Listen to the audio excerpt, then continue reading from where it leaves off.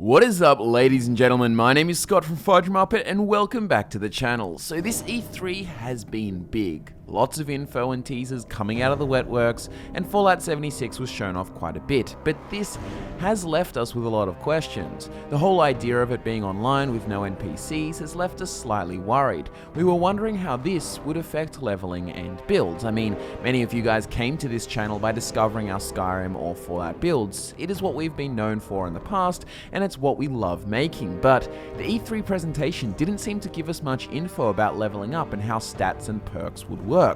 But thankfully there was later a Making of Fallout 76 documentary by NoClip which had some tiny segments and screenshots that partially explain the leveling system. So what we are going to do today is analyze those screenshots and what was said in order to extrapolate what we can and try to understand how the whole system works as a cohesive thing. Each time you level up in Fallout 76, you get to pick a new perk card. There's a limited amount you can have active at one time, meaning that if you want to re-roll your character's perks, you simply swap out your perk cards. You can also share perk cards within a party, meaning that teams of players can specialize to work together more efficiently. So what we were just told is that when you level up in Fallout 76, presumably by gaining experience points as we did in the previous games, you will be able to select a perk card. Now from what we can see, perk cards are essentially perks with multiple ranks and various effects, which you could expect, and we will go deeper into looking at them later in the video. So it seems like each special stat, strength, perception, endurance, charisma, intelligence, agility, and luck, each has 3 perk cards you can choose from, as we can see with both the intelligence and charisma stats. So the deal with these perk cards is kinda weird and a little interesting. So you presumably can level up quite high, and if there is no cap, you can presumably have all of the perk cards possible. However, the system isn't as straightforward as the previous games. While you may have access to all the perk cards theoretically, you can only choose to have a select amount of perk cards active at one time. So if you remember Witcher 3's leveling system, for example, where you could unlock many abilities, but you only had 12 slots of active abilities to choose from.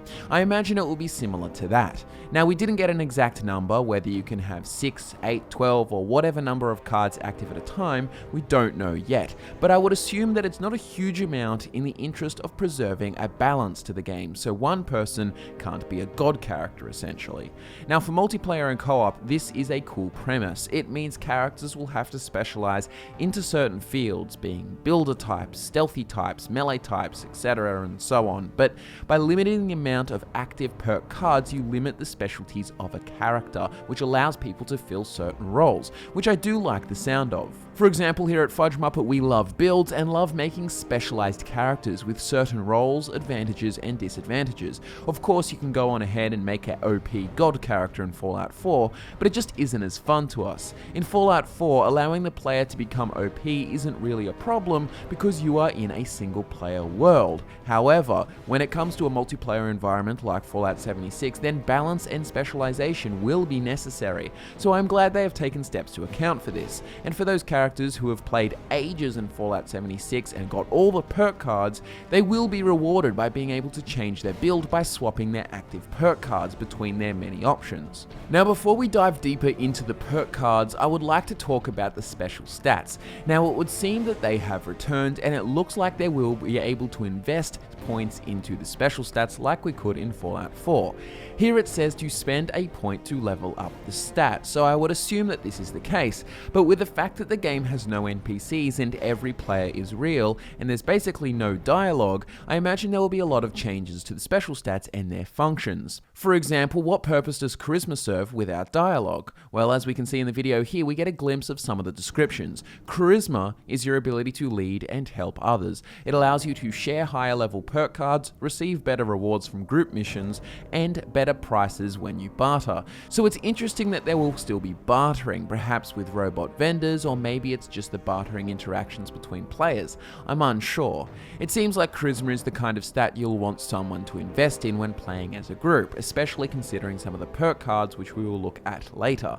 The most interesting thing here is the sharing of higher level perk cards. Now, this is what wigs me out a bit, but I don't have a full understanding of this system, but it seems like you can actually give perk cards, aka give perks, to other players, and higher rank versions depending on your charisma. Like some kind of trading card deal. It's weird, and if we look at this screenshot, it seems like you can get duplicates of certain cards, like you'll be able to hand those duplicates to others, or you'll be able to spend the duplicate on leveling the card up.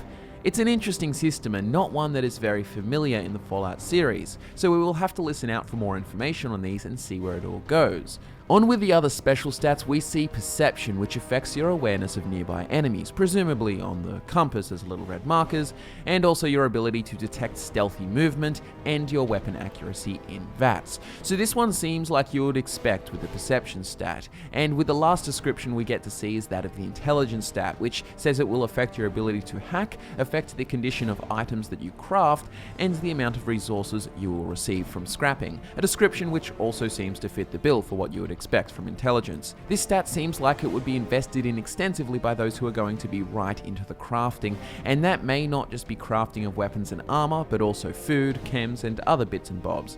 Now, the final thing I want to say about special stats is that it seems at the start of the game you will not be specializing or picking any special stats at all, as indicated by the fact that this character is shown with a special stat of 1 in every stat, which is also different to previous games where you would be able to manipulate your stats at the start of the game, which means everyone will probably be starting with a blank template and you will build your character as you play rather than starting off with any specialties. Now, the last part to talk about is the perk cards themselves, to have a look at them and see what they can tell us or what kind of things we can expect. So we only get to see 2 sets of cards, the Charisma set and the Intelligence set, and we also see an extra Perception card.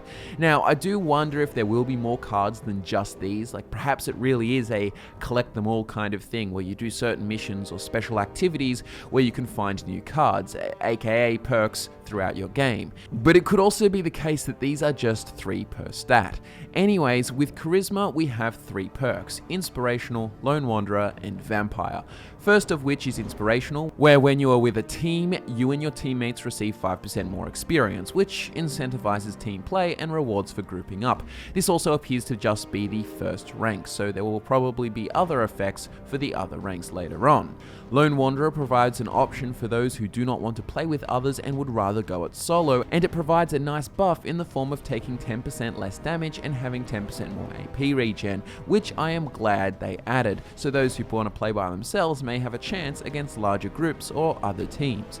Once again, this appears to be the first rank only. Now finally, there is the perk Vampire, which uses the Art of the Night Person perk from Fallout 4, and it gives an interesting effect. It allows blood packs to satisfy your thirst, they no longer irradiate you, and they heal 50% more. Now, once again, this is the first rank, and I imagine some of the later ranks are even cooler.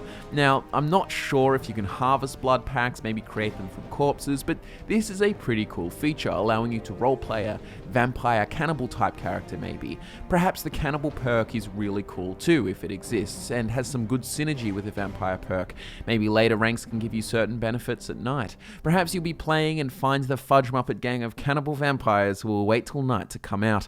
You're playing by yourself, and then Michael, Drew, and I ambush and kill you and then eat your corpse. Scary stuff, eh? But honestly, it would be really cool. I'm glad they've kept some perks with a bit of unique, interesting flair instead of just your standard hacking buffs or your standard gun damage buffs. Moving on to Intelligence, we have First Aid, which allows Stimpaks to heal 10% more health. I imagine this will be important for a medic kind of character, and there's a good chance you'll be able to use Stimpaks on your friends like you could on companions in Fallout 4, and act as a sort of doctor of your settlement or camp.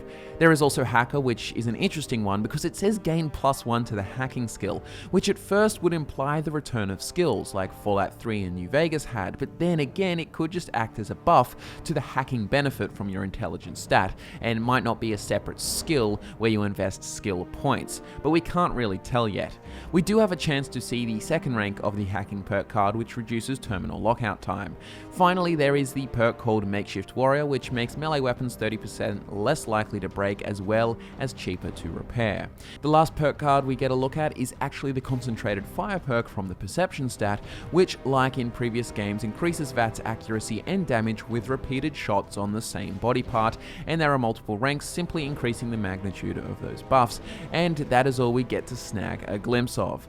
So, As a summary of all of this, from what we can tell, you start off with 1 in each special stat and will invest points into those as you level up, in addition to picking perk cards, which are basically like perks from Fallout 4, with multiple ranks, but they can also be given to other players, and duplicates can apparently be spent on upgrading.